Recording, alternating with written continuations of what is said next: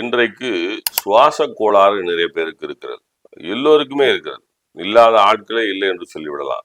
காரணம், புகை மண்டலத்தில் தான் நாம் வாழ்ந்து கொண்டிருக்கிறோம். இந்த வாகனங்களில் விடக்கூடிய புகை இருக்கிறது அல்லவா, அதில் தான் நாம் சுவாசமே செய்கிறோம். இன்றைக்கு வீட்டிலேயே உட்கார்ந்து கொண்டிருந்தால் கூட சுவாச கோளாறு வந்து விடுகிறது. ஏன்னா ஏசி போடுறோம் இல்லையா, அதன் வழியாக சுவாச பிரச்சனை வந்து விடுகிறது.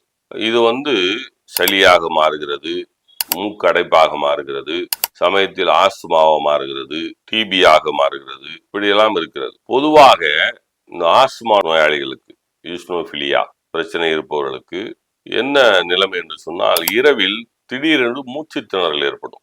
மூச்சு அடைப்பது போல ஏற்படும். உடனே கொஞ்சம் அலறி எடுத்து எழுந்து விடுவார்கள். அவர்கள் உடனடியாக செய்ய வேண்டியது,